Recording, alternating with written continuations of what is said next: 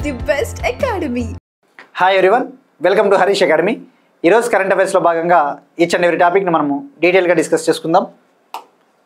ఇవాళ మన first topic international water prize, అంతర్జాతీయ జల బహుమతి. ఈ ఇంటర్నేషనల్ వాటర్ ప్రైజ్ని ఎవ్రీ 2 yearsకి ఒకసారి, అంటే ప్రతి 2 ఏళ్లకు ఒకసారి అమెరికాకు చెందిన యూనివర్సిటీ ఆఫ్ ఓక్లహోమా, అమెరికాకు చెందిన యూనివర్సిటీ ఆఫ్ ఓక్లహోమాకు చెందిన ఒక వాటర్ సెంటర్ అనేది 2 ఏళ్లకు ఒకసారి ఈ అవార్డుని ఇవ్వడం జరుగుతుంది. వరల్డ్ వైడ్, ప్రపంచవ్యాప్తంగా ఎవరైతే ఈ వాటర్ రిసోర్సెస్ని కన్జర్వ్ చేయడం కోసం కృషి చేసి ఉంటారో, అంటే ఈ జలవనరులను సంరక్షించడం కోసము ఎవరైతే తీవ్రంగా కృషి చేసి ఉంటారో అటువంటి వాళ్ళని గుర్తించి ఈ అమెరికాలోని యూనివర్సిటీ ఆఫ్ ఓక్లహోమాకు చెందిన వాటర్ సెంటర్ అనేది ఈ అవార్డుని ఇవ్వడం జరుగుతుంది.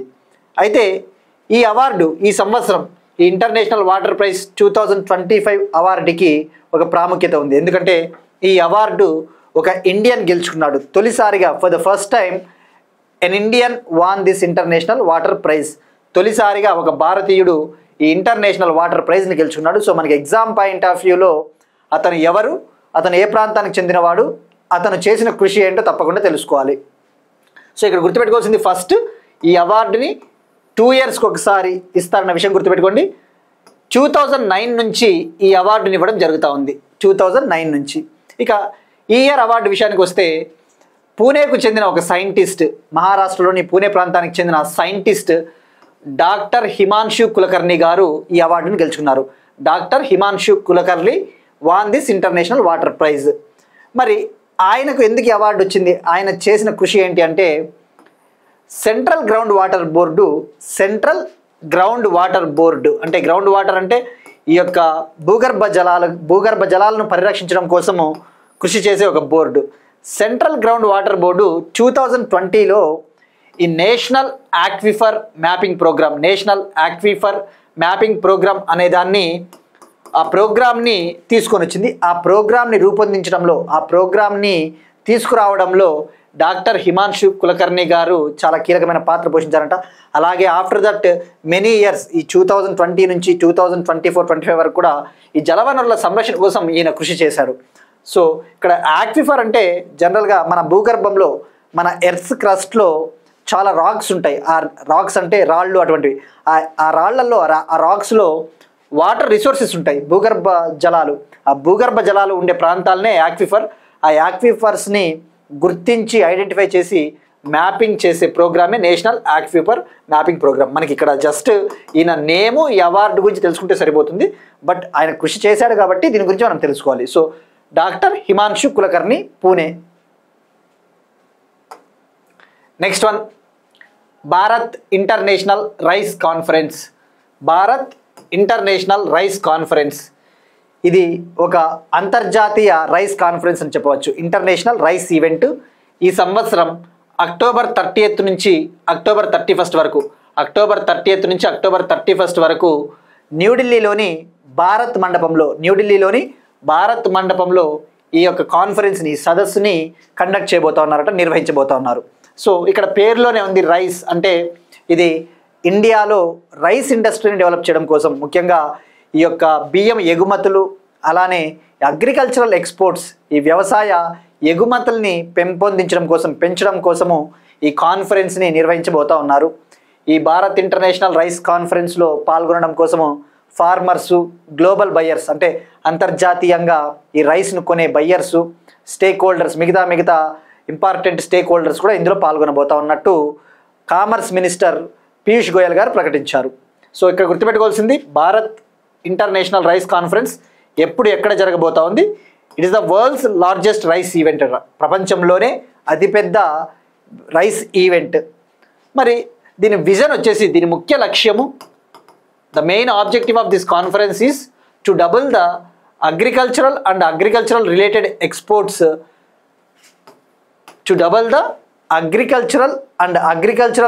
Exports in next 5 years. రాబోయే 5 ఏళ్లలో ఈ వ్యవసాయ ఆధారిత ఎగుమతులను డబుల్ చేయాలి, రెట్టింపు చేయాలి అన్నదే దీని ముఖ్య లక్ష్యము. ఇక ఇండియాలో అగ్రికల్చరల్ ఎక్స్పోర్ట్స్ విషయానికి వస్తే మనకి ఎప్పుడైనా కానీ ఇది కరెంట్ అఫైరే కావచ్చు, కానీ దీని విజన్, దీని మేజర్ ఆబ్జెక్టివ్ ఏంటి? ఈ వ్యవసాయ ఎగుమతులను డబుల్ చేయాలి. మరి అలాంటప్పుడు తప్పకుండా ఎకానమీకి కూడా లింక్ చేసుకోవాలి. ఒక 2 పాయింట్స్. ఇండియాలో ఈ అగ్రికల్చరల్ ఎక్స్పోర్ట్స్ పెరుగుతూ ఉన్నాయా లేదంటే తగ్గుతూ ఉన్నాయని చెప్పేసి ఒక ఐడియా ఉండాలి. ఎప్పుడైనా మనం కంపారిజన్ చేసేటప్పుడు, ఇప్పుడు ఫర్ ఎగ్జాంపుల్ మనకి 2025-26 ఫినాన్షియల్ ఇయర్ 2025-26 ఆర్థిక సంవత్సరం నడుస్తూ ఉంది.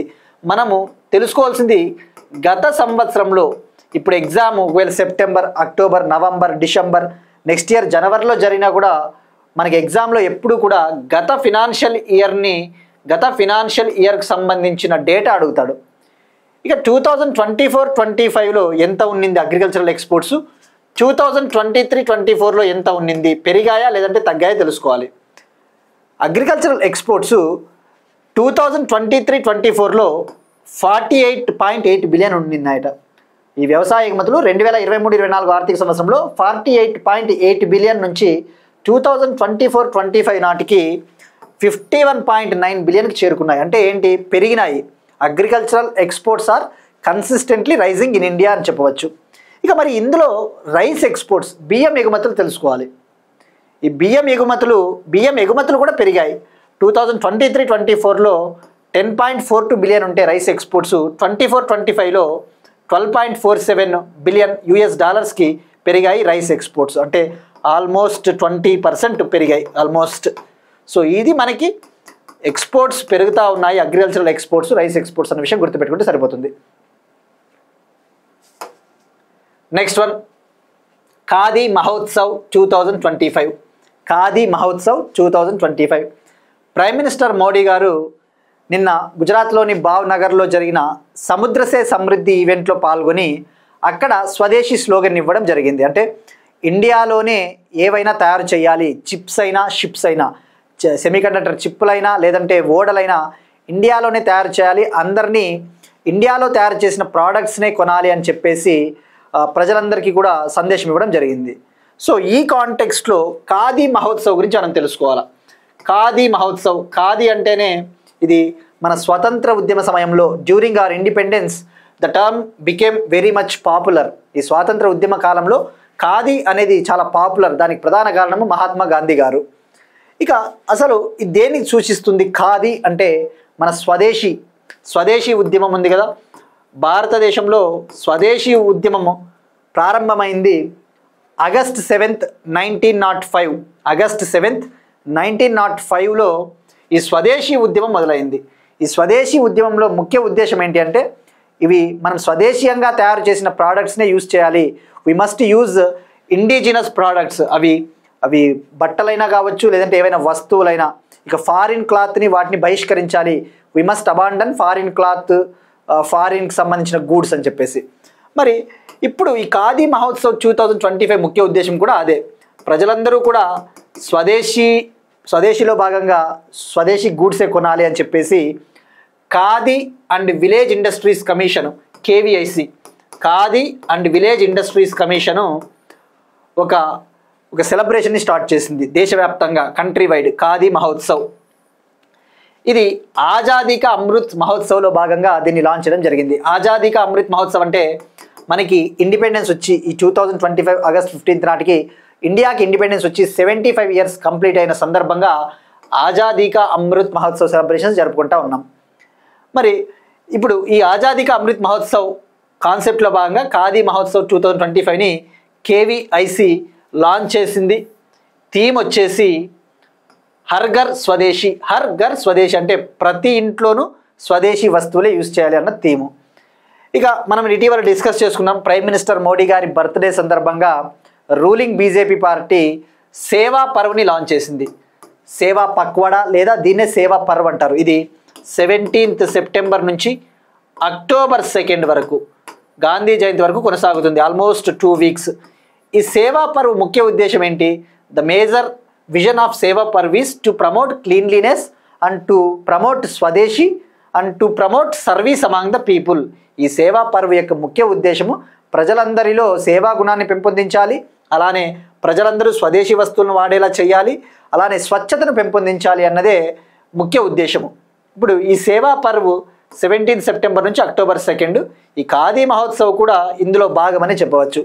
ఇక థీమ్ వచ్చేసి సేవా పర్వ్ 2025 థీమ్ చాలా ఇంపార్టెంట్ మనకి, ఎందుకంటే ఇవి గవర్నమెంట్ ఆఫ్ ఇండియా ప్రోగ్రామ్స్ కాబట్టి మనకి థీమ్ చాలా ఇంపార్టెంట్. వికసిత్ భారత్ కే రంగ్ కళాకే సంఘ్, వికసిత్ భారత్ కే రంగ్ కళాకే సంఘ్ అనే థీమ్. ఇక వికసిత్ భారత్ లక్ష్యం టార్గెట్ ఇయర్ 2047, ఆ విషయం గుర్తుపెట్టుకోండి.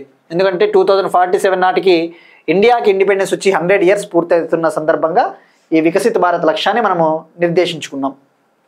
ఇక సేవా పర్వ్ వికసిత్ భారత్ కే రంగ్ అనేది థీమ్ మనకి గుర్తుంచుకుంటే సరిపోతుంది. ఇక కేవీఐసి గురించి తెలుసుకోవాలి, ఎందుకంటే ఈ KVIC khadi and village industries commission అనేది ఒక స్టాచ్యుటరీ బాడీ, అంటే చట్టబద్ధమైన సంస్థ, పార్లమెంట్ చట్టం చేయడం ద్వారా ఏర్పాటైన సంస్థ. It got setup under parliaments act. ఆ యాక్ట్ వచ్చేసి KVIC act 1956, khadi and village industries commission act 1956 కింద ఇది ఏర్పాటైంది. 1957లో ఏర్పాటైందన్న విషయం గుర్తుపెట్టుకోండి. చట్టం వచ్చేసి 1956. దీని హెడ్ క్వార్టర్స్ ముంబై. ఇది ఎందుకు చెప్తున్నామంటే మనకి స్టేట్మెంట్లలో ఇస్తాడు, క్రింది వాటిలో ఖాదీ అండ్ విలేజ్ ఇండస్ట్రీస్ కమిషన్కి సంబంధించి నిజమైనవి ఏవి అని చెప్పేసి, which of the following statements are true regarding KVIC అని చెప్పేసి జస్ట్ ఒక 2 స్టేట్మెంట్లు ఇస్తాడు అంతే. ఇది 1956 యాక్ట్ ద్వారా ఏర్పాటైంది. దీని హెడ్ క్వార్టర్స్ ముంబై. దీనికి పేరెంట్ మినిస్ట్రీ, అంటే ఇది ఏ మంత్రిత్వ శాఖ కింద ఉంటుందంటే ministry of micro small and medium enterprises, ministry of micro small and medium enterprises కింద ఇది ఉంటుంది కేవీఐసి. నెక్స్ట్ వన్, జార్ఖండ్లో కుర్మీ ఆందోళనకారులు, కుర్మీ కమ్యూనిటీ. మనకి ఏదైనా ఒక స్టేట్లో ఏదైనా ఒక ఇష్యూ జరుగుతూ ఉన్నప్పుడు ఏదైనా పర్టికులర్ కమ్యూనిటీకి సంబంధించి ఆ కమ్యూనిటీ గురించి మనం తెలుసుకోవాలి. ఇటీవల మనం డిస్కస్ చేసుకున్నప్పుడు మణిపూర్ క్రైసిస్, ఈ మణిపూర్ వివాదం గురించి తెలుసుకున్నప్పుడు కూకీజో మరియు మీటీ ప్రజలు, కూకీజో అండ్ మీటీ ట్రైబ్స్ మధ్య జరిగిన ఒక కాన్ఫ్లిక్ట్ గురించి డిస్కస్ చేసుకున్నాం. సో అలానే కుర్మీ ఆందోళనకారులు, ఆ మణిపూర్ వివాదం జరిగినప్పుడు అక్కడ నేషనల్ హైవే 2ని బ్లాక్ చేశారు వాళ్ళు. అక్కడ కూకీలకు మరియు మీటీలకు మధ్య జరుగుతూ ఉన్న కాన్ఫ్లిక్ట్లో ఆ ట్రైబల్స్ ముఖ్యంగా ఎవరైతే ఉంటారో అక్కడ ప్రజలు, ఆ ఆందోళనకారులు మణిపూర్లోని నేషనల్ హైవే 2, ఇది కూడా వీలైతే గుర్తుపెట్టుకోండి, మణిపూర్లో నేషనల్ హైవే నెంబర్ 2ని బ్లాక్ చేసేసినారు. ఈ నేషనల్ హైవే అనేది అస్సాము, నాగాలాండ్, మణిపూరు, మిజోరం గుండా వెళ్తుంది నేషనల్ హైవే 2. అయితే ఆఫ్టర్ దట్ సెంట్రల్ గవర్నమెంట్, హోంమంత్రిత్వ శాఖకు, కూకీజో ప్రజలకి మరియు ఈ మణిపూర్ గవర్నమెంట్కి ఒక డీల్ కుదిరింది, ట్రైపార్టైట్ అగ్రిమెంట్, త్రైపాక్షిక ఒప్పందం కుదిరిన తర్వాత దాన్ని వాళ్ళు బ్లాక్ని తొలగించారు అక్కడ. సో అదేవిధంగా జార్ఖండ్లో కూడా కుర్మీ కమ్యూనిటీ, ఈ కుర్మీ కమ్యూనిటీకి చెందిన ప్రజలు, ఈ ప్రజలు మా తెగకు మా ప్రజలకు ఎస్టీ స్టేటస్ ఇవ్వాలి, షెడ్యూల్డ్ ట్రైబల్ స్టేటస్, ఈ యొక్క గిరిజన తెగ హోదా ఇవ్వాలి. అలానే వాళ్ళు మాట్లాడే భాష, కుర్మీస్ మాట్లాడే భాష, కుర్మీస్ స్పీకింగ్ లాంగ్వేజ్ కుర్మైల్ అనే ఒక భాష, వాళ్ళు మాట్లాడేది కుర్మైల్ భాష. ఈ భాషను 8th షెడ్యూల్లో యాడ్ చేయాలి.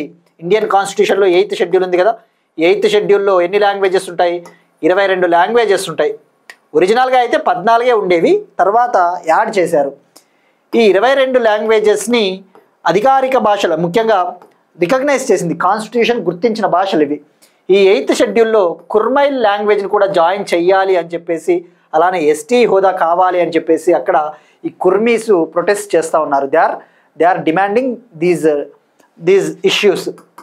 సో అక్కడ వాళ్ళు ఆందోళన చేస్తూ ఉన్నారు. ఇందులో భాగంగా రైలు పట్టాలను కూడా బ్లాక్ చేశారట. అయితే సెంటర్ వాళ్ళకి, కేంద్ర ప్రభుత్వం ఒక హామీ ఇచ్చింది, చర్చలు జరుపుదాము హోంమంత్రిత్వ శాఖతో అని చెప్పేసరికి వాళ్ళు ఆ రైల్ బ్లాకేడ్ని విరమించుకున్నారు. సో ఎగ్జామ్ పాయింట్ ఆఫ్ వ్యూలో మనకి కుర్మీస్ ఇటీవల మనం వార్తల్లో చూసాము. ఏ రాష్ట్రంలో అంటే జార్ఖండ్. వీళ్ళైతే ఉత్తరప్రదేశ్, బీహార్లో కూడా కొన్ని చోట్ల ఉంటారట, బట్ మేజర్గా Jharkhand Kurmis. Next one, operation Aaghat. ఇది ఢిల్లీ పోలీసు లాంచ్ చేసిన ఒక operation.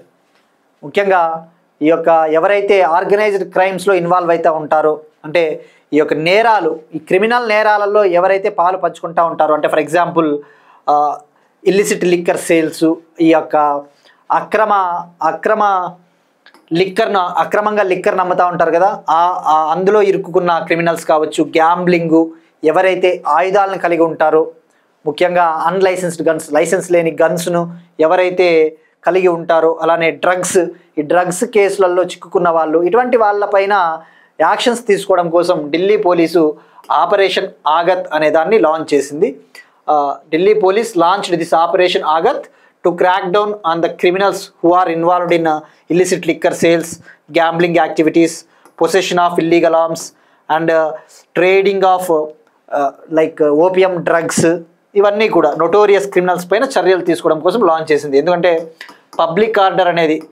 Public law and order అనేది స్టేట్ సబ్జెక్ట్. యాక్చువల్లీ ఈ యొక్క ప్రజా శాంతి భద్రతలు అనేది మన ఇండియన్ కాన్స్టిట్యూషన్లో స్టేట్ లిస్ట్లో ఉంటుంది, రాష్ట్రాల జాబితాలో ఉంటుంది. అందుకే ఎప్పుడైనా కానీ ఒక రాష్ట్రంలో ఏదైనా ఇటువంటి శాంతి భద్రతల సమస్యలు వచ్చినప్పుడు, లా అండ్ ఆర్డర్ ఇష్యూస్ వచ్చినప్పుడు స్టేట్ పోలీసు యాక్షన్ తీసుకుంటూ ఉంటారు.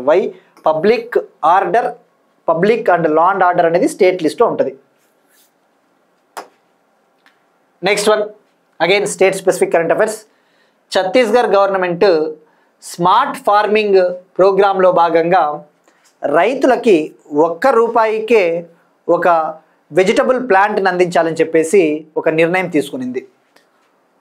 ₹1కి ఒక మొక్క అనే ఒక స్మార్ట్ ఫార్మింగ్ కార్యక్రమం, అంటే ₹1 1 ప్లాంట్లో భాగంగా ₹1 1 ప్లాంట్ అనే ఇనిషియేటివ్. దీనికి ముఖ్య ఉద్దేశం హార్టికల్చర్ సెక్టార్ని, ఛత్తీస్గఢ్లో ఈ యొక్క హార్టికల్చర్ సెక్టార్, వెజిటబుల్స్ సెక్టార్ని, ఈ కూరగాయల ఇండస్ట్రీని డెవలప్ చేయాలి అని చెప్పేసి, కూరగాయల ఎగుమతుల్ని పెంచాలి అని చెప్పేసి ₹1 1 ప్లాంట్లో భాగంగా అక్కడ ఉన్న రైతులు ఎవరైతే వాళ్ళ దగ్గర ఉన్న విత్తనాలు, ఈ వెజిటబుల్ సీడ్స్ ఈ గవర్నమెంట్కి ఇస్తే, గవర్నమెంటు ఆ విత్తనాలని టెక్నాలజీని ఉపయోగించి మొక్కలుగా పండించి ఆ మొక్కల్ని ₹1కే రైతులకు అందించబోతా ఉన్నారట. ఇందుకోసం ఛత్తీస్గఢ్ హార్టికల్చరల్ డిపార్ట్మెంట్ సుర్గుజా అనే డిస్టిక్లో ఒక సీడ్లింగ్ సెంటర్ని కూడా ఏర్పాటు చేశారు. అంటే విత్తనాల పెంపు సెంటర్ని. ఆ విత్తనాలని వాళ్ళు అక్కడ ప్లాంట్స్గా రైస్ చేస్తారు టెక్నాలజీని ఉపయోగించి. ఈ మొక్కలు వాళ్ళు వాడినట్లయితే అధిక ఉత్పాదకత, హయ్యర్ ప్రొడక్టివిటీ, హయ్యర్ ఈల్డింగ్స్, అధిక దిగుబడి వస్తుందన్నమాట. సో ఇక ఇండియా ఫ్రూట్స్ అండ్ వెజిటబుల్స్ సెక్టార్లో ప్రపంచంలో ఇప్పుడు 2nd ప్లేస్లో ఉంది. ఈ యొక్క పూలు, ఈ వెజిటబుల్స్ ఈ ప్రొడక్షన్ విషయంలో ఇండియా 2nd ప్లేస్లో ఉంది. 1st ప్లేస్లో చైనా ఉంది. So as part of this ₹1 1 plant initiative, Chhattisgarh government is going to distribute vegetable saplings for ₹1 to the farmers. Next one, oil palm సాగులో తెలంగాణ అగ్రస్థానం. In oil palm cultivation Telangana topped in the country. Oil palm అంటే ఏంటి? Palm oil, vegetable oil, soybean oil, sunflower oil, ఈ ఆయిల్స్ని మనము వంటల్లో use చేస్తాం కదా, ఎడిబుల్ ఆయిల్స్ అంటారు. వీటిని ఏమంటారు? Edible oils. అంటే తినడానికి ఉపయోగించే ఆయిల్స్, మన వంటలకు అవసరమైన ఆయిల్స్ ఎడిబుల్ ఆయిల్స్, అంటే తినడానికి యోగ్యమైనవి, which are fit for consumption. మరి ఈ ఆయిల్ పామ్ కల్టివేషన్లో తెలంగాణ టాప్లో ఉందట. అయితే దీనికోసం ఈ ఆయిల్ పామ్ని కల్టివేట్ చేయడం కోసం, ఈ ఆయిల్ పామ్ని సాగు చేయడం కోసము ఒక స్కీమ్ని మినిస్ట్రీ ఆఫ్ అగ్రికల్చర్ వ్యవసాయ మంత్రిత్వ శాఖ 2021 ఆగస్టులో అగ్రికల్చరల్ మంత్రిత్వ శాఖ national mission on edible oils oil palm అనే ఒక స్కీమ్ని లాంచ్ చేసింది. దీనికి కేటాయించిన బడ్జెట్ 11,040 crore, 11,040 కోట్లు ఈ స్కీమ్కి కేటాయించింది. ఇది ఒక సెంట్రల్లీ స్పాన్సర్డ్ స్కీమ్, అంటే కేంద్ర ప్రాయోజిత పథకం. అంటే ఇందులో కొంత బడ్జెట్ సెంట్రల్ గవర్నమెంట్ ఇస్తుంది, కొంత స్టేట్ గవర్నమెంట్స్ కూడా పెట్టుకుంటాయి. సుమారుగా ఈ 11,040 కోట్లలో సుమారుగా 8,500 కోట్లు సెంట్రల్ గవర్నమెంటే ఇస్తుంది, మిగతాది వివిధ రాష్ట్రాలు పెట్టుకుంటాయి. మరి ఈ national mission on edible oils oil palm scheme main objective ముఖ్య ఉద్దేశం వచ్చేసి ఏంటంటే ఈ యొక్క రాష్ట్రాలలో ఈ ఆయిల్ పామ్ కల్టివేషన్ని ఇంక్రీజ్ చేయాలి, ఈ ఆయిల్ పామ్ సాగుని పెంచాలి అని చెప్పేసి టార్గెట్ పెట్టుకునింది. ఇది 2021-22లో లాంచ్ చేశారు, అంటే 2021 ఆగస్టులో లాంచ్ చేశారు. టార్గెట్ వచ్చేసి 2025-26 కల్లా 2025-26 ఆర్థిక సంవత్సరం ముగిసే నాటికి ఈ యొక్క ఆయిల్ పామ్ సాగుని ఆయిల్ పామ్ కల్టివేషన్ని 3.7 lakh హెక్టార్స్ నుంచి 10 lakh హెక్టార్స్కి పెంచాలి. By 2025-26 we must increase the oil palm cultivation from 3.7 lakh hectares to 10 lakh hectares. 2021-22 నుంచి 25-26 కల్లా 3.7 లక్షల హెక్టార్ల నుంచి 10 లక్షల హెక్టార్లలో ఈ ఆయిల్ పామ్ని సాగు చేయాలని చెప్పేసి టార్గెట్ పెట్టుకున్నారు. అయితే ఇందులో ఇది లాంచ్ చేసినప్పుడు కొన్ని రాష్ట్రాలకి కొన్ని టార్గెట్స్ ఇచ్చారు. అంటే ఈ రాష్ట్రము ఇన్ని హెక్టార్లలో, ఇన్ని వేల హెక్టార్లు లేదంటే ఇన్ని లక్షల హెక్టార్లలో ఇంత పండించాలి అని చెప్పేసి టార్గెట్ పెట్టుకున్నారు. ఇప్పుడు ఈ స్కీమ్ ఇంప్లిమెంటేషన్లో, ఈ స్కీమ్ అమల్లో తెలంగాణ టాప్లో ఉన్నింది. తెలంగాణకు కేటాయించిన హెక్టార్స్ టార్గెట్లో తెలంగాణ సుమారుగా 78,869 హెక్టార్స్లో ఈ ఆయిల్ పామ్ని కల్టివేట్ చేసిందట. అంటే ఆల్మోస్ట్ 63% టార్గెట్ని సాధించింది. అంటే ఫర్ ఎగ్జాంపుల్ ఏంటి, ఒక 1000 హెక్టార్లో పండించాలి అనే టార్గెట్ ఇస్తే 600 హెక్టార్లు అంటే 60% టార్గెట్ కంప్లీట్ అయినట్టు. అలాగా కేటాయించిన టార్గెట్లో తెలంగాణ 63% టార్గెట్ని కంప్లీట్ చేసింది. సెకండ్ ప్లేస్లో ఆంధ్రప్రదేశ్ ఉంది. ఆంధ్రప్రదేశ్ 67,729 హెక్టార్స్లో సాగు చేసింది, అంటే 60% లక్ష్యాన్ని సాధించింది. మనకి ఫిగర్ ఇంపార్టెంట్ కాదు, కానీ టాప్ ఏది ఉంది, సెకండ్ ఏది ఉంది గుర్తుంచుకోండి. ఈ స్కీమ్ గురించి మనకి చాలా ఇంపార్టెంట్. మనకి ఇలాంటి కరెంట్ అఫైర్స్ ఎలా అడుగుతాడంటే ఏ స్టేట్ టాప్లో ఉంది, ఇక ఈ స్కీమ్ గురించి ఐడియా ఉండాలి. ఇందాక చెప్పుకున్నట్టు ఇది లాంచ్ చేసిన ఇయర్, ఏ మంత్రిత్వ శాఖ, బడ్జెట్ ఎంత, ఇది ఏ టైప్ ఆఫ్ స్కీము. ఇక ఇలానే ఈ national mission on edible oils oil palm ఎలా అయితే ఒక స్కీమ్ ఉందో, national mission on edible oils oil seeds అనే ఒక స్కీమ్ కూడా ఉంది.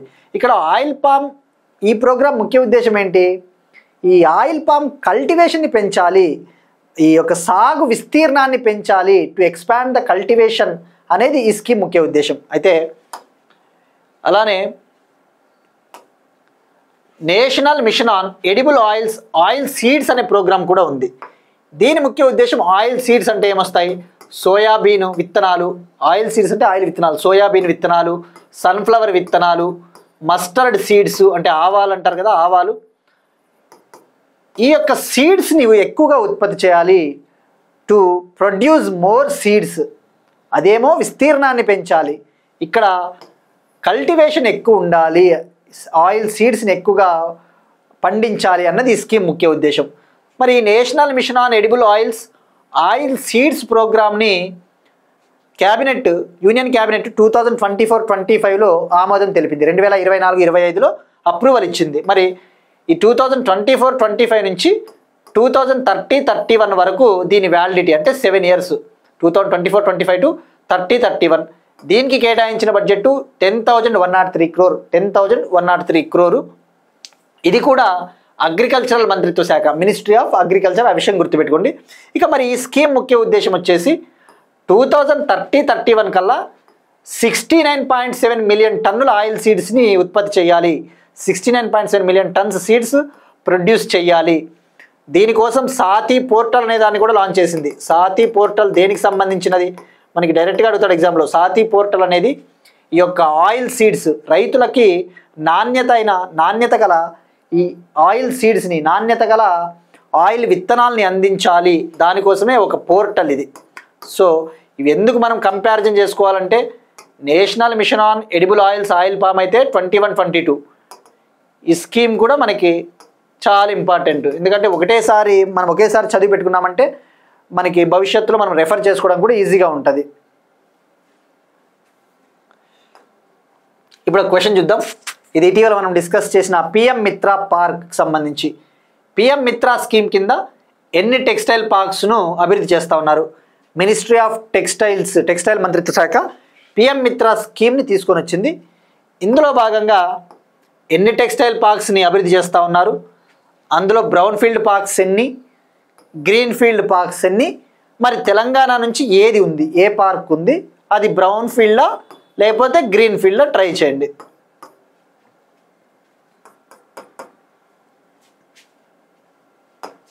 ఇక నిన్న అడిగిన question, Bairabi to Sairang railway line Mizoram 51.38 something kilometres railway line Mizoram. Kaladan multi modal transport project అనేది ఇండియాకి మ్యాన్మార్కి మధ్య, ముఖ్యంగా ఈ వెస్ట్ బెంగాల్ కోల్కతా పోర్టు నుంచి వస్తువులు గూడ్స్ని జల రవాణా ద్వారా నార్త్ ఈస్ట్ రాష్ట్రాలకి చేరవేయడానికి వయా సిట్వే పోర్ట్, మ్యాన్మార్లోని సిట్వే పోర్ట్ ద్వారా నార్త్ ఈస్ట్ ప్రాంతానికి గూడ్స్ని సప్లై చేయవచ్చు అనమాట. అదే Kaladan multi modal transport project.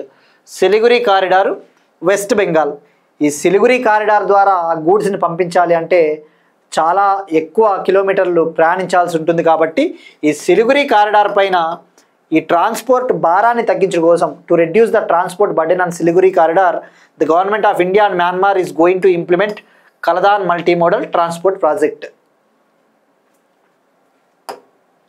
Next one, Andhra Pradesh current affairs.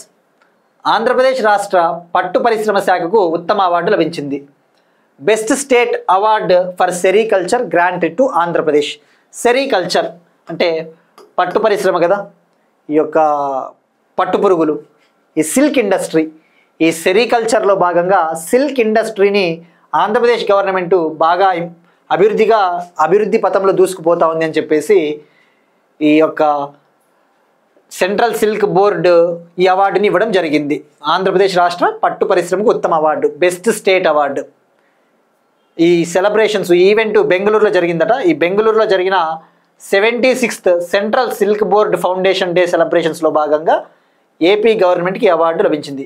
AP పట్టు పరిశ్రమ శాఖకు, ఏపీ సిల్క్ ఇండస్ట్రీ డిపార్ట్మెంట్కి. ఇది ఏ దాని కింద ఇవ్వడం జరిగిందంటే సెంట్రల్ సిల్క్ బోర్డ్ యొక్క మేరా రేషం మేరా అభిమాన్ అనే ఒక ప్రోగ్రాంలో భాగంగా, ఒక ఇనిషియేటివ్లో భాగంగా ఈ అవార్డుని ఇవ్వడం జరిగింది. Next one, scotch awards. ఈ స్కాచ్ అవార్డ్స్ అనేవి న్యూఢిల్లీలో ప్రజెంట్ చేయడం జరుగుతుంది. ఒక ఆర్గనైజేషన్ ఇస్తుంది. ఈ పరిపాలనలో కావచ్చు, అడ్మినిస్ట్రేషన్ సెక్టార్లో కావచ్చు, ఈ సోషల్ జస్టిస్ సామాజిక న్యాయము, లేదంటే ఎన్విరాన్మెంట్ కన్జర్వేషను అంటే పర్యావరణాన్ని కాపాడుతున్నందుకు వివిధ రాష్ట్రాలు తీసుకుంటా ఉన్న చర్యలు, లేదు అంటే అర్బన్ పావర్టీ ఎలివియేషన్ అంటే ఈ పట్టణ ప్రాంతాల్లో పేదరిక నిర్మూలనకు కృషి చేస్తూ ఉన్న ఆర్గనైజేషన్స్కి, రూరల్ పావర్టీ గ్రామీణ ప్రాంతాల్లో పేదరికాన్ని నిర్మూలించడానికి వివిధ సంస్థలు చేస్తూ ఉన్న కృషికి, ఆ కృషిని గుర్తించి స్కాచ్ అవార్డ్స్ని న్యూఢిల్లీలో ప్రజెంట్ చేయడం జరుగుతుంది. న్యూఢిల్లీలో స్కాచ్ అవార్డ్స్ని ఇవ్వడం జరుగుతుంది. అయితే ఆంధ్రప్రదేశ్కి ఈ సంవత్సరం స్కాచ్ అవార్డ్స్ 2025లో ఆంధ్రప్రదేశ్కి 11 అవార్డ్స్ వచ్చాయట. 11 అవార్డ్స్.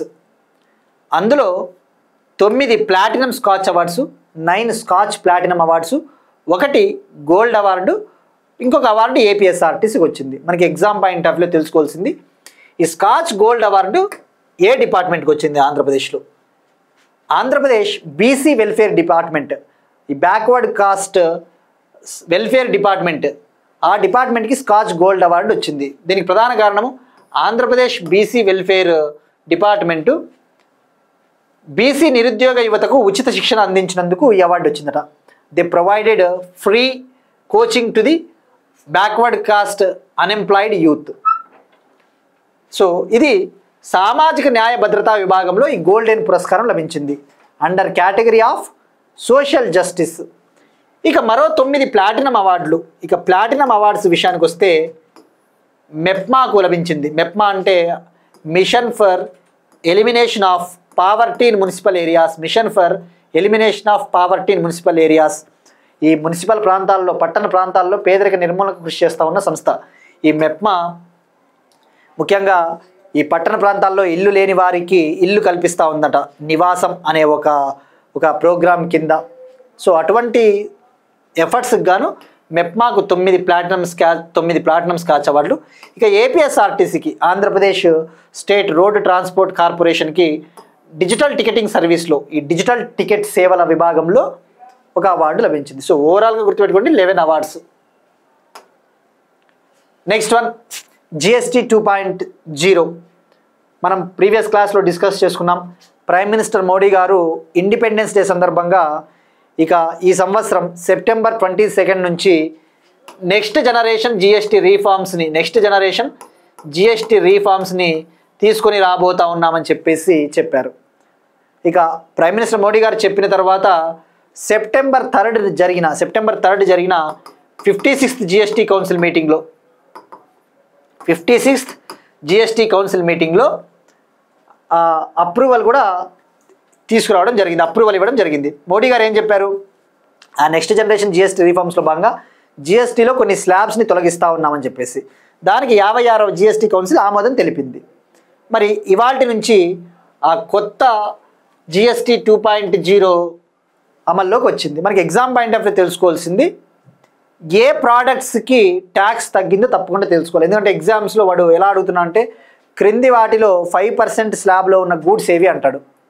మనం ఆల్రెడీ డిస్కస్ చేసుకున్నప్పుడు జిఎస్టీలో ప్రైమర్లీ 4 స్లాబ్స్ ఉంటాయని చెప్పేసి తెలుసుకున్నాం. ప్రధానంగా 4 స్లాబులు, 5%, 12%, 18%, 28% అనే స్లాబు. ఈ జిఎస్టీలో ఇప్పుడు తీసుకొని వచ్చిన జిఎస్టీ 2.0లో భాగంగా ఈ 12%ని 28%ని తీసేశాడు. ఇప్పుడు 2 స్లాబ్ అని చెప్పవచ్చు. ఇప్పుడు ప్రధానంగా అయితే 2 స్లాబ్సే, ప్రైమర్లీ 2 స్లాబ్స్ 5%, 18%. కానీ అడిషనల్గా 40% స్లాబ్ అనే దాన్ని కూడా ఒకటి తీసుకొచ్చాడు. ఈ 12, 28 కలిపితే 40 వస్తుంది. సో ప్రధానంగా అయితే 2 స్లాబ్లే అని చెప్పవచ్చు, అడిషనల్గా 1 స్లాబ్ అన్న విషయం గుర్తుపెట్టుకోండి. ఇక మనం జిఎస్టీ విషయానికి వస్తే first goods and service tax. ఇది 2014లో 2014లో జిఎస్టీ బిల్లుని తీసుకొని వచ్చారు. 2014లో 122వ రాజ్యాంగ సవరణ బిల్లు, 2014లో 122nd కాన్స్టిట్యూషనల్ అమెండ్మెంట్ బిల్లుని తీసుకొని వచ్చారు. దీని ముఖ్య ఉద్దేశం ఏంటి? ఈ దేశవ్యాప్తంగా ప్రజలు ఈ పరోక్ష పన్నుల ద్వారా, ఇండైరెక్ట్ ట్యాక్స్ల ద్వారా చాలా ఇబ్బంది పడుతూ ఉన్నారు. సో ఆ బర్డెన్ని తగ్గించడం కోసము వన్ నేషన్ వన్ ట్యాక్స్ అంటే ఒకే దేశము ఒకే పన్ను విధానంలో భాగంగా గూడ్స్ అండ్ సర్వీస్ ట్యాక్స్ బిల్లుని ఇంట్రొడ్యూస్ చేశారు అప్పట్లో. ఈ బిల్లు 2016లో పాస్ అయింది. 101st కాన్స్టిట్యూషనల్ అమెండ్మెంట్ యాక్ట్ ద్వారా 2016లో పాస్ అయింది. 101వ రాజ్యాంగ సవరణ చట్టం 2016. సో ఇయర్లు కూడా గుర్తుపెట్టుకోండి. ఇక ఇది అమల్లోకి వచ్చింది జూలై 1, 2017 నుంచి. జూలై 1, 2017 నుంచి it came in to effect. మరి ఇప్పుడు అసలు ఈ బిల్లులో భాగంగా ఏం చేయబోతా ఉన్నారు? ఇప్పుడు ఈ బిల్లు వచ్చింది, యాక్ట్ కూడా అయ్యింది. ఇప్పుడు ఏం తగ్గించారో తెలుసుకోవాలి. 56వ జిఎస్టీ కౌన్సిల్ ఈ 5%, 18% స్లాబ్స్కి ఆమోదం తెలిపింది. ఇక మనం తెలుసుకోవాల్సింది ఏవి తగ్గినాయో తెలుసుకోవాలా. అంతకంటే ముందు ఈ జిఎస్టీ 2.0 రీఫార్మ్స్ ఏ విధంగా దేశానికి ఉపయోగపడతాయి, how these reforms are going to benefit for the welfare of the country. ఎప్పుడైతే మనము వాడే వస్తువులపైన, ముఖ్యంగా నిత్యావసర వస్తువులు, డైలీ ఎసెన్షియల్స్ లైక్ పాలు, పండ్లు, లేదంటే మనము తినే వెన్న, నెయ్యి, ఇటువంటి వాటిపైన ఎప్పుడైతే పన్ను తగ్గితే when tax cuts happens, consumer spending అనేది పెరుగుతుంది. Consumer spending, that means consumer spending, what does it mean? ఈ వినియోగదారులలో డిమాండ్ పెరుగుతుంది. వినియోగదారుల్లో కొనాలి అనే ఒక ఎంథూజియాజం పెరుగుతుంది. కన్జ్యూమర్ స్పెండింగ్ పెరిగినప్పుడు ఆటోమేటిక్గా production activity will gets kicked of. That means ఎప్పుడైతే వినియోగం పెరిగిందో, వస్తువులకు డిమాండ్ పెరిగినప్పుడు ఉత్పత్తి కూడా పెరుగుతుంది. That finally leads to increase in employment creation. ఎప్పుడైతే ఉత్పత్తి పెరిగిందో ఉపాధి కూడా పెరుగుతుంది, అంతే కదా. ఈ ప్రొడక్షన్ యాక్టివిటీస్ కావాలి అంటే ఈ తయారీ రంగంలో ఉపాధి కూడా దొరుకుతుంది అనమాట. So that's the major benefit. అలానే ఎప్పుడైతే ఈ యొక్క జిఎస్టీ తగ్గిందో, పన్నుల కోతలు ఉన్నప్పుడు ప్రజల దగ్గర ఆదాయం కూడా పెరుగుతుంది. అంటే వాళ్ళు సంపాదించిన సంపాదన మిగులుతుంది. Disposable income will get increased. Disposable income అంటే వాళ్ళు సంపాదించిన సంపాదన అనేది సేవ్ అవుతుంది, వాళ్ళ చేతుల్లో డబ్బులు మిగులుతాయి. So these are the major motives for the bringing of these GST 2.0 reforms.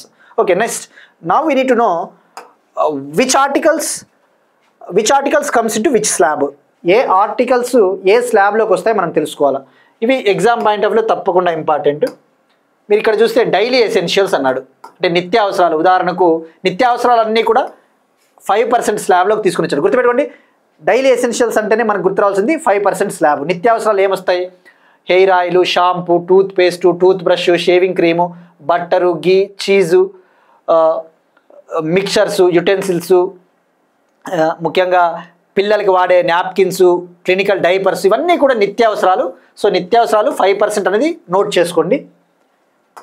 ఇక అలానే అగ్రికల్చర్కి సంబంధించి, రైతులకు సంబంధించి అగ్రికల్చరు ఫార్మర్స్కి సంబంధించి ఇవి కూడా 5% స్లాబ్. అగ్రికల్చర్ ఫార్మర్స్ వెల్ఫేర్ కోసం 5%లోకి తీసుకొని వచ్చారు. మరి ఏమొస్తాయి అందులో? ట్రాక్టర్ టైర్సు, చిన్న ట్రాక్టర్లు, డ్రిప్ ఇరిగేషన్ సిస్టమ్లు, స్ప్రింక్లర్స్, బయోపెస్టిసైడ్స్, మైక్రోన్యూట్రియంట్స్, ఈ ఫారెస్ట్రీ మెషిన్స్, ఇటువంటివి. సో ఇది మనకి గుర్తుండాల. అలానే హెల్త్ సెక్టార్లో 5% కొన్నిటి మీద విధించాడు, అసలే నిల్ అంటే 0% కూడా కొన్నిటిపైన విధించారు. ఈ హెల్త్ సెక్టార్లో ఏమొస్తాయి? లైఫ్ ఇన్సూరెన్స్ అయితే ఇక దాన్ని GST నుంచి తొలగించారు. లైఫ్ ఇన్సూరెన్స్, హెల్త్, ఈ థర్మోమీటర్సు, మెడికల్ గ్రేడ్ ఆక్సిజన్సు, డయాగ్నోస్టిక్ కిట్స్, గ్లూకోమీటర్సు, కొన్ని రకాల డ్రగ్స్, అటువంటి వాటికైతే తొలగించారు. సో హెల్త్ కేర్ సెక్టార్లో 5% ఉంది, నిల్లు కూడా ఉంది, అంటే 0%. సో అది కూడా మనకు గుర్తుపెట్టుకోవాలా. ఇక ఆటోమొబైల్ సెక్టార్ విషయానికి వస్తే ఆటోమొబైల్స్ 18% వేసాడు. ఆ విషయం గుర్తుపెట్టుకోండి. ఆటోమొబైల్స్ అంటే LPG cars, CNG cars, 3 wheelers, motor cycles, 350cc కంటే తక్కువ సామర్థ్యం ఉన్న మోటార్ సైకిల్స్, మోటార్ వెహికల్స్, ఈ డీజిల్ హైబ్రిడ్ కార్సు 18% అని గుర్తుపెట్టుకోండి. ఆటోమొబైల్స్ 18 అని గుర్తుపెట్టుకోండి.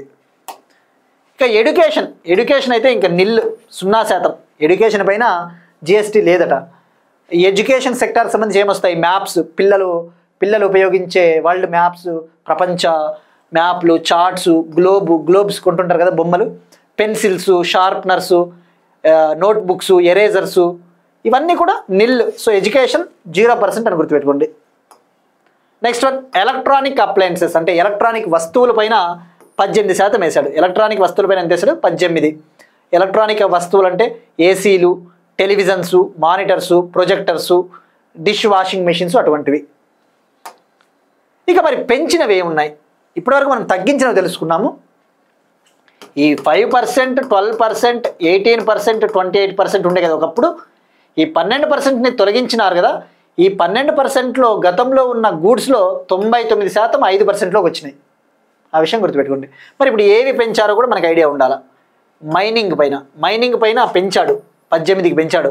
మైనింగ్ అంటే కోలు, బొగ్గు, లిగ్నైట్, అటువంటివి. ఇక సిన్ గూడ్స్ మనం చెప్పుకున్నాం కదా, 40% అనేది సిన్ గూడ్స్కి ఇంట్రొడ్యూస్ చేశారు. సిన్ గూడ్స్ అంటే హానికరమైన వస్తువులు, like tobacco, gambling, cool drinks, అటువంటి వాటిపైన 40% వేశాడు. సో గుర్తుపెట్టుకోండి, సిన్ గూడ్స్ 40%. మరి ఆ సిన్ గూడ్స్ ఏమొస్తాయి? టొబాకో, పాన్ మసాలా, ముఖ్యంగా beverages, cool drinks, fruit drinks, fruit juice, కొన్ని మన ఆరోగ్యానికి ఇబ్బంది కలిగించే డ్రింక్స్ పైన 40%. అలానే 350cc కంటే ఎక్కువ సామర్థ్యం ఉన్న మోటార్ సైకిల్స్, పర్సనల్గా వ్యక్తిగతంగా ఉపయోగించే ఎయిర్ క్రాఫ్ట్లు, విమానాలు, అటువంటి వాటిపైన. సో ఇటువంటి వాటిపైన గ్యాంబ్లింగ్ అనేది చట్టవిరుద్ధం కదా, ఈ గ్యాంబ్లింగ్, ఇటువంటి వాటిపైన 40% వేసాడు. ఆ విషయం గుర్తుపెట్టుకోండి. సో ఇవన్నీ కూడా మనకి తప్పకుండా గుర్తుపెట్టుకోవాల్సిందే, అందులో ఇక ఆల్టర్నేటివ్ అయితే లేదు. ఇక అలానే పేపర్ సెక్టార్ పైన, ఈ పేపర్ పరిశ్రమలో ఉపయోగించే వుడ్ పల్ప్, ఈ కలప గుజ్జు, వాటిపైన 18% వేశాడు. టెక్స్టైల్స్, ముఖ్యంగా కొన్ని రకాల బట్టలపైన, అంటే ఏదైతే ఒక బట్ట, ఒక షర్ట్ కానీ ఒక ప్యాంట్ కానీ 2500 రూపీస్ కంటే ఎక్కువ ఉందనుకోండి, అంటే ఒక బ్రాండెడ్ పీస్, అటువంటి వాటిపైన 18% వేశాడు. 18% అంటే బ్రాండెడ్ ప్రోడక్ట్స్ పైన, బ్రాండెడ్ టెక్స్టైల్స్ పైన 18%.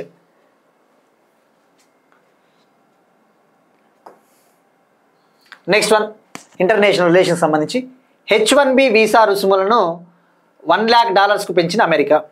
ఈ డొనాల్డ్ ట్రంప్ అడ్మినిస్ట్రేషన్ వచ్చిన తర్వాత ఐటీ సెక్టార్ పైన ముఖ్యంగా ఇండియన్ ఐటీ ఇండస్ట్రీకి ఎక్కువగా ఎఫెక్ట్ కలిగించే నిర్ణయాలు తీసుకుంటున్నాడని చెప్పవచ్చు.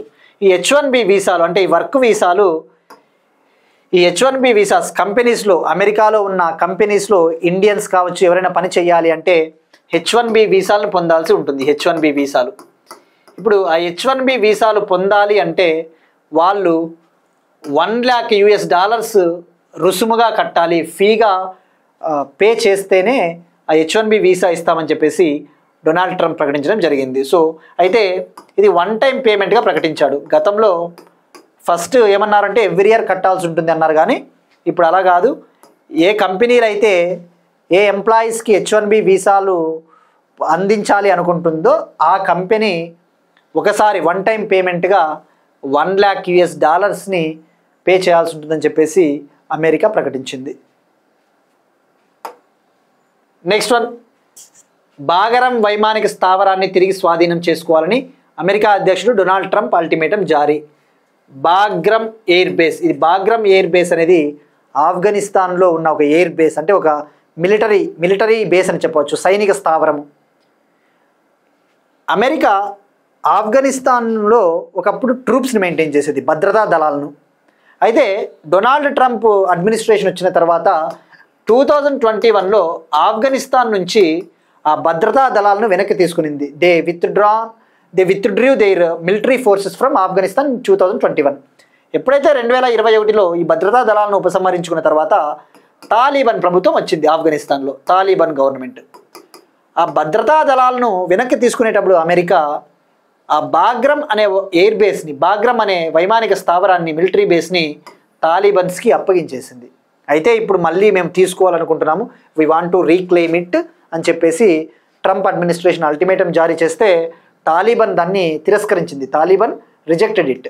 మనకి ఎగ్జామ్ పాయింట్ ఆఫ్ వ్యూలో బాగ్రమ్ ఎయిర్ బేస్ అంటే జస్ట్ ఎక్కడ అంటే ఆఫ్ఘనిస్తాన్. మరి ఇది ఎందుకు అంత ఇంపార్టెంట్ అంటే ఇది నాటో కంట్రీస్కి చాలా కీలకమైన స్థావరం. నార్త్ అట్లాంటిక్ ట్రీటీ ఆర్గనైజేషన్ ఉంది కదా, ఆ నాటో కంట్రీస్కి చాలా కీలకమైన మిలిటరీ స్థావరం. మరి ఈ బాగ్రమ్ ఎయిర్ బేస్ని ఎవరు నిర్మించారు, ఎవరు కన్స్ట్రక్ట్ చేశారు అంటే కోల్డ్ వార్ టైంలో, ఈ ప్రచ్ఛన్న యుద్ధం జరిగింది కదా అమెరికాకి సోవియట్ యూనియన్కి, ఆ టైంలో సోవియట్ యూనియన్ దీన్ని నిర్మించింది. అయితే ఆఫ్టర్ దట్ తర్వాత దీన్ని అమెరికా ఆక్యుపై చేసింది, ఆక్రమించుకునింది. వరల్డ్ వార్ II, రెండవ ప్రపంచ యుద్ధము 1939 నుంచి 1945 వరకు జరిగింది. రెండవ ప్రపంచ యుద్ధము. ఈ రెండవ ప్రపంచ యుద్ధము ఎవరి మధ్య జరిగింది అసలు? వరల్డ్ వార్ II 1939 నుంచి 1945 రెండు పవర్స్ మధ్య జరిగింది. యాక్సిస్ పవర్స్ అని చెప్పేసి అవి 3 ఉంటాయి, ఇటలీ, జర్మనీ, జపాను. అల్లైస్ అని అంటే మిత్రదేశాలు, అల్లైస్ వచ్చేసి మిత్రదేశాలు UK, France, America, Soviet Union. Soviet Union అంటే ఏంటి? ఇప్పుడు మనం ఏదైతే Russia, Kazakhstan, Kyrgyzstan, Uzbekistan, Ukraine, Belarus, Armenia, ఈ కంట్రీస్ అన్నీ కూడా ఒకప్పుడు ఒక పెద్ద భూభాగంలో భాగము సోవియట్ యూనియన్. తర్వాత 1990స్లో 1990లలో కోల్డ్ వార్ ముగిసిన తర్వాత ఈ సోవియట్ యూనియన్ విచ్ఛిన్నమైంది, ఇట్ గాట్ డిసింటిగ్రేటెడ్. మరి ఆ 1939 to 1945 మధ్య వరల్డ్ వార్ II జరిగింది. ఇటలీ, జర్మనీ, జపాన్ పైన ఈ మిత్ర దేశాలు గెలిచాయి. ఈ జర్మనీలో అప్పుడు హిట్లరు, ఇటలీలో ముస్సోలిని, ఈ జపాను, వీటిపైన ఈ మిత్ర దేశాలు గెలిచాయి. అప్పుడే కదా జపాన్లో రెండవ ప్రపంచ యుద్ధ సమయంలోనే హిరోషిమా, నాగసాకి పైన న్యూక్లియర్ బాంబుని వేశాయి. అయితే ఆ వరల్డ్ వార్ II ముగిసిన తర్వాత, రెండవ ప్రపంచ యుద్ధం ముగిసిన తర్వాత అమెరికాకి రష్యాకి మధ్య వివాదం మొదలైంది. ఈ రష్యా ఏమో communism, Russia communism ideology, America ఏమో క్యాపిటలిజం ఐడియాలజీ. అంటే ఏంటి క్యాపిటలిజం అంటే ఏంటి? ఈ పెట్టుబడిదారుల భావజాలము. ఈ గుర్తుపెట్టుకోండి, రెండవ ప్రపంచ యుద్ధంలో చైనా కూడా పాల్గొనింది. నేను ఎందుకు చెప్తున్నానంటే ఈ కాంటెక్స్ట్ మనకి భవిష్యత్తులో ఇటువంటి ఇంటర్నేషనల్ రిలేషన్స్ ఈవెంట్స్ వచ్చినప్పుడు, ఎందుకంటే America Russia story is always never ending conflict. The conflict between USA and Russia is like a never ending conflict. ఇది అది ఎప్పటికీ ముగిసిపోదు. దానికి ప్రధాన కారణము ఆ కోల్డ్ వార్ టైం, ప్రచ్ఛన్న యుద్ధం అంటారు. ఈ కోల్డ్ వార్లో ఎక్కడ అమెరికా ఈ సోవియట్ యూనియన్ డైరెక్ట్గా తలపడలేదు, వేరే దేశాలను ఉపయోగించుకొని పరోక్షంగా యుద్ధం చేసినాయి. ఈ రెండవ ప్రపంచ యుద్ధం తర్వాత 1940స్లో ఈ ప్రచ్ఛన్న యుద్ధం కోల్డ్ వార్ మొదలైంది. ఎందుకు మొదలైందంటే రష్యా ఏమో కమ్యూనిజంని ఈస్ట్ యూరప్ ప్రాంతానికి కూడా విస్తరించాలి, తూర్పు యూరప్కు విస్తరించాలని ప్లాను. అమెరికా ఏమో ఈ క్యాపిటలిజంని విస్తరించాలి. ఒక విధంగా చెప్పాలంటే ఆధిపత్య పోరు, it's for supremacy for the world order, ప్రపంచం పైన ఆధిపత్యం చెలాయించాలి అన్నట్టుగా ఈ ప్రచ్ఛన్న యుద్ధము స్టార్ట్ అయింది 1940s. 1990s 1990 ఆ సంవత్సరాలలో ఈ సోవియట్ యూనియన్ అనేది విచ్ఛిన్నం అయిపోయింది. Soviet union got disintegrated. అప్పుడు రష్యా, ఈ కజకిస్తాన్, కిర్గిస్తాన్ ఇవన్నీ ఏర్పాటయ్యాయి. సో ఇది ఎందుకు చెప్పామంటే మనం ఇది ఈ బాగ్రామ్ ఎయిర్ బేస్ అనేది ఈ ప్రచ్ఛన్న యుద్ధం కోల్డ్ వార్ టైంలో సోవియట్ యూనియన్ నిర్మించింది కాబట్టి తర్వాత దాన్ని అమెరికా, ఈ నాటో కంట్రీస్ ఆక్యుపై చేశాయి, తాలిబాన్కి ఇచ్చాయి, మళ్ళీ ఇప్పుడు దాన్ని లాక్కోవాలనుకుంటా ఉంది. సో ఇది మనకి బాగ్రామ్ ఎయిర్ బేస్ ఇలా ఉంటుంది. బాగ్రామ్ ఎయిర్ బేసు ఇది పాకిస్తాన్కి దగ్గరలో ఉంటుందట ఎయిర్ బేస్. సో అందుకే ఇది strategic point. Next one again international relations సంబంధించి 1 in 1 out scheme. 1 in 1 out scheme మనం జూలై 2025 కరెంట్ అఫైర్స్ డిస్కస్ చేసుకున్నప్పుడు ఈ అక్రమ వలసదారులకు సంబంధించి యూకేకి ఫ్రాన్స్కి మధ్య ఒక ఒప్పందం కుదిరింది అని చెప్పేసి తెలుసుకున్నాం. In July 2025 for controlling the illegal migrants there was a deal happened between UK and France. ఆ డీల్ పేరే 1 in 1 out. ఈ 1 in 1 out స్కీమ్, ఈ 1 in 1 out పథకం కింద, ఈ డీల్ కింద బ్రిటన్ నుంచి ఒక ఇండియన్ని బహిష్కరించారట, అతన్ని తిరిగి ఫ్రాన్స్కి పంపించారు. అసలు ఈ 1 in 1 out ఈ యొక్క స్కీమ్ ఏం చెప్తుంది, ఈ ప్లాన్ ఏం చెప్తుంది అంటే మీరు ఇక్కడ అబ్జర్వ్ చేస్తే మ్యాప్లో ఇది ఫ్రాన్స్ ఉంది, ఇక్కడ యూకే ఉంది, ఇక్కడ మధ్యలో ఇంగ్లీష్ ఛానల్ ఉంది. ఇంగ్లీష్ ఛానల్ జనరల్గా ఏం చేస్తారు అంటే ఈ ఫ్రాన్స్ నుంచి యూకేకి చాలామంది యూకే కంట్రీకి చెందని వాళ్ళు కూడా, those who are not belongs to UK country also, వాళ్ళు ఏం చేస్తున్నారంటే ఇల్లీగల్గా అక్రమంగా బోట్స్ని ఉపయోగించుకొని, బోట్లు ఏర్పాటు చేసుకొని పడవల ద్వారా, చిన్న చిన్న పడవల ద్వారా ఈ ఇంగ్లీష్ ఛానల్ని, ఇది ఒక జలసంధి, ఇది ఒక సముద్రము, ఇంగ్లీష్ ఛానల్ని ఈదుతున్నారు, ట్రావెల్ చేస్తున్నారు దీని నుంచి. ఆ ప్రాసెస్లో భాగంగా చాలామంది మరణిస్తూ ఉన్నారు, ప్రమాదాలకు గురయ్యి. సో వీళ్ళేమో ఇల్లీగల్గా ఎంటర్ అవుతూ ఉన్నారు, ఈవెన్ దో యూకే కంట్రీకి చెందని వాళ్ళు కూడా. సో ఇప్పుడు ఈ 1 in 1 out ప్లాన్లో భాగంగా ఎవరైతే ఫ్రాన్స్ నుంచి ఇంగ్లీష్ ఛానల్ని ఈది యూకేలోకి ఎంటర్ అవుతూ ఉన్నారో వాళ్ళని మళ్ళీ యూకే తిరిగి ఫ్రాన్స్కి పంపిస్తుంది. దానికి బదులుగా ఫ్రాన్స్ నుంచి ఒక మైగ్రెంట్ యూకేలోకి ఎంటర్ అవుతాడు. అదే ఎవరు ఎంటర్ అవుతారు?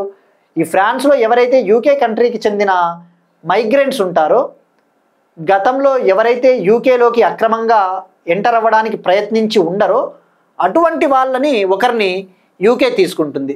Those who belongs to UK they will get asylum in UK. కానీ అక్రమంగా ఎంటర్ అయిన వాళ్ళని మాత్రము, అక్రమంగా ఎంటర్ అయ్యి యూకేకు చెందని వాళ్ళని మాత్రం తిరిగి ఫ్రాన్స్కి పంపించేస్తారు. అదే 1 in 1 out స్కీము. ఇది ఈ పథకం కింద ఒక ఇండియన్ని, యూకేకి సంబంధం లేని ఇండియన్ని యూకే నుంచి ఫ్రాన్స్కి డిపోర్ట్ చేశారు, బహిష్కరించారు. Next one again international relation సంబంధించి ప్యాలెస్తీనా ఇష్యూ మనం డిస్కస్ చేసుకున్నాం. ప్యాలెస్తీనాకు సంబంధించి ఇటీవల ఇండియా కూడా ఒక రెజల్యూషన్కి సపోర్ట్ చేసింది. Palestine authority president Mohammad Abbas United Nations general assembly 80వ సమావేశాలు జరుగుతూ ఉన్నాయి కదా, 80th session of United Nations general assembly. ఈ యొక్క మీటింగ్స్లలో వర్చువల్గా ఈ యొక్క డిజిటల్ మీడియం ద్వారా పాల్గొనడానికి ఇండియా ఆ రెజల్యూషన్కి సపోర్ట్గా ఓటు కూడా వేసింది. అలానే ఫ్రాన్స్ ప్రవేశపెట్టిన ఒక రెజల్యూషన్, న్యూయార్క్ డిక్లరేషన్కి అనుకూలంగా ఇంట్రొడ్యూస్ చేసిన ఒక రెజల్యూషన్కి కూడా భారతదేశం అనుకూలంగా ఓటు వేసింది. అంటే ఇండియా ఈ ప్యాలెస్తీనా ఇజ్రాయెల్ వివాదాన్ని శాంతియుతంగా పరిష్కరించాలి అని చెప్పేసి సపోర్ట్ చేస్తూ ఉంది. అయితే ఇప్పుడు ప్యాలెస్తీనా ప్యాలెస్తీనా దేశాన్ని అఫీషియల్గా అధికారికంగా తాము గుర్తిస్తున్నట్టు యూకే, ఆస్ట్రేలియా, కెనడా ప్రకటించాయి.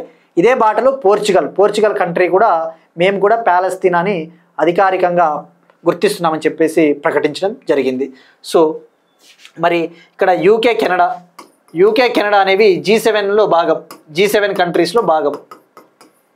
So UK Canada are the first G7 countries to recognize Palestinian state officially. ఇవి ఇవాల్టి కరెంట్ అఫైర్స్. మనం ఒకసారి క్విక్గా రీక్యాప్ చేద్దాం. International water prize 2025, Bharat international rice conference New Delhi, Khadi Mahotsav 2025, జార్ఖండ్లో కుర్మీ ఆందోళనకారులు, ఢిల్లీ పోలీస్ లాంచ్ చేసిన ఆపరేషన్ ఆగత్,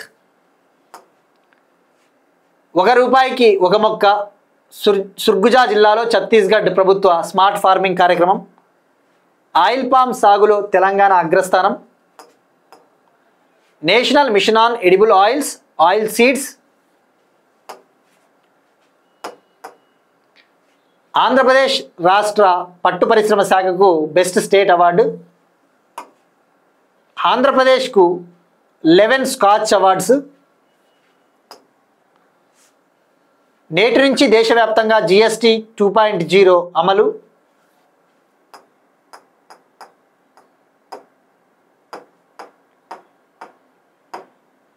H1B వీసా రుసుములను $1 lakh పెంచిన అమెరికా,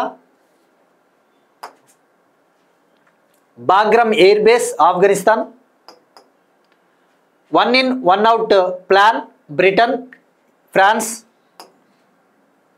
పాలస్తీనా స్టేట్ను అధికారికంగా గుర్తించిన UK Australia Canada. That's it. These are today's current affairs. We'll meet you again tomorrow and thank you everyone.